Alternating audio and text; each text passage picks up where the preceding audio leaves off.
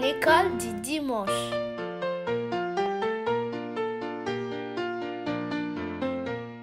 Coucou mes amis, j'espère que vous allez bien. Moi je vais bien et j'espère que tout le monde va bien aujourd'hui. Nous allons commencer par notre petite prière. Tu vas prier avec moi. Seigneur, nous te disons merci Seigneur pour tout ce que tu as fait pour nous. Merci pour ta grâce, merci pour ton amour infini. Merci Seigneur pour ta gentillesse. Merci Seigneur parce que tu prends soin de nous. Merci Seigneur pour cette journée. Merci Seigneur aussi pour ta présence. Nous te disons Seigneur, bienvenue, bienvenue Seigneur. Nous te disons Seigneur, viens nous enseigner. Viens Esprit de Dieu, toi Saint-Esprit, viens nous enseigner. Viens nous apprendre à observer ta parole. Viens nous apprendre à observer tes commandements. C'est au nom puissant de Jésus-Christ que nous avons prié. Amen.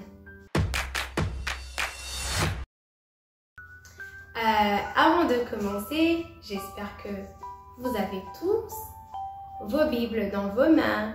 Oui. Dimanche passé, nous avons vu l'histoire des 10 plaies. Nous avons vu que Dieu était plus puissant que les magiciens de Pharaon. Aujourd'hui, nous allons continuer en Exode, chapitre 12, à partir du verset 1 jusqu'au verset 42.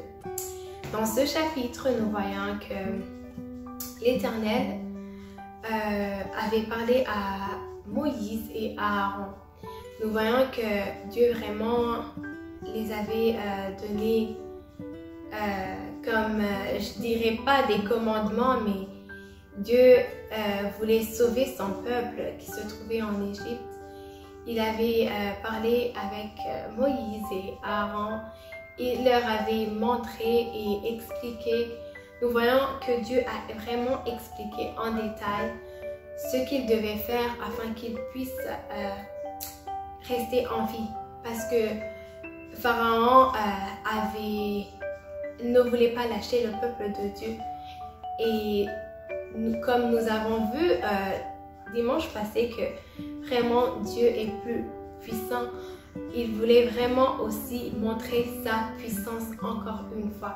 Parce que Pharaon n'était pas vraiment convaincu.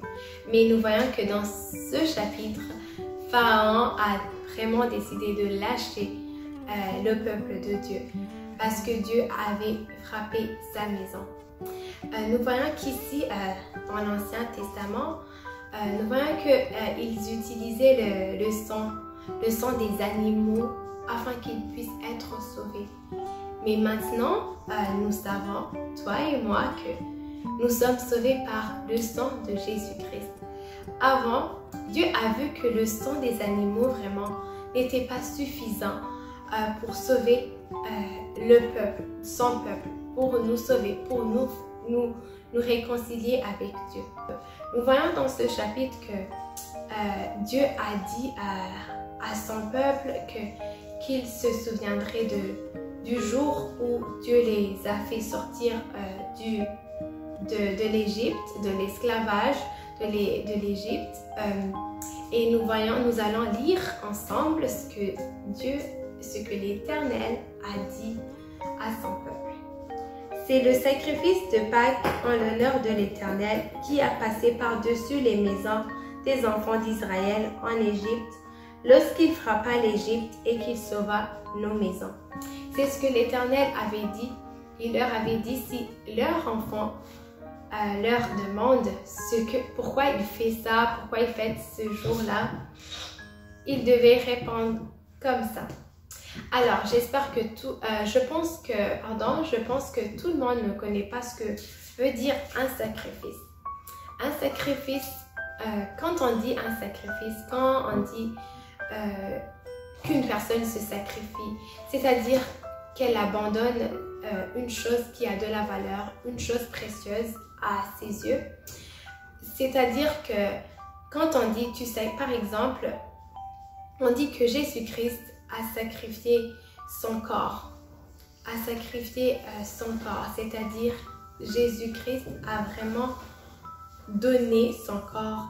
Il a accepté d'être tué, d'être frappé, d'être humilié, d'être rejeté parce qu'il nous aimait, parce qu'il voulait nous sauver, parce qu'il voulait nous réconcilier, parce qu'il voulait te réconcilier avec Dieu, parce qu'il voulait me réconcilier avec Dieu. C'est-à-dire qu'un sacrifice, Jésus-Christ a vraiment, s'est vraiment sacrifié pour nous. C'est-à-dire Dieu a abandonné. Par exemple, Jésus-Christ n'a pas seulement donné son corps, n'a pas seulement donné son corps pour que nous soyons sauvés seulement, mais il a aussi sacrifié son royaume. Il a aussi, avant que Jésus-Christ vienne sur la terre, avant qu'il vienne dans ce monde, il vivait avec Dieu. Il était avec Dieu, il était honoré, glorifié. Il avait des anges partout, les anges l'entouraient, mais il a accepté de s'humilier, il a accepté de devenir quelqu'un, vraiment un homme simple comme toi, comme moi. Oui, et il était même pas riche, dans ce monde.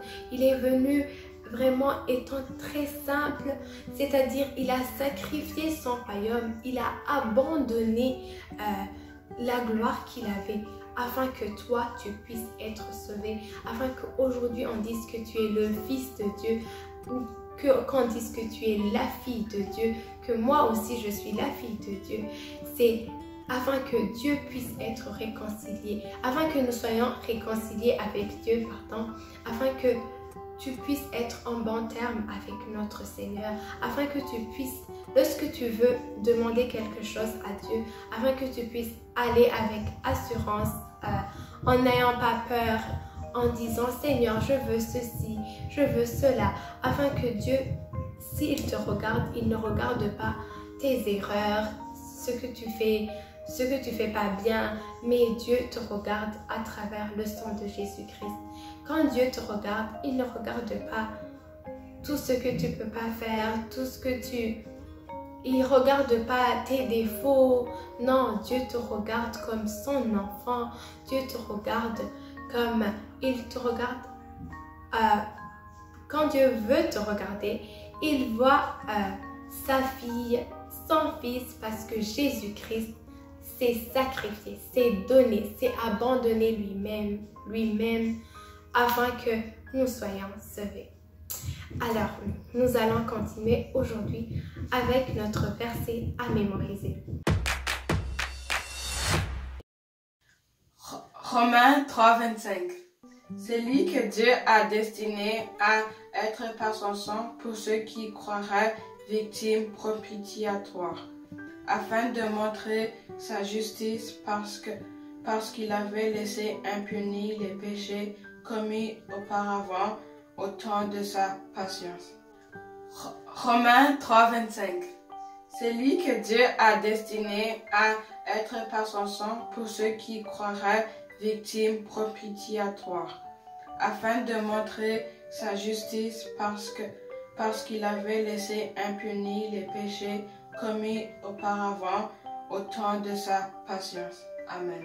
Vous voyez, les amis, même notre verset à mémoriser nous le dit bien, nous montre que Dieu a choisi Jésus-Christ afin que toi et moi, nous soyons sauvés, afin que toi et moi, nous soyons appelés des enfants de Dieu et que nos péchés, nos erreurs soient tous effacés, que tous nos péchés soient effacés, que toutes nos erreurs soient effacées aussi, parce que Dieu, Jésus-Christ, il est venu vraiment pour nous sauver, pour nous réconcilier avec Dieu.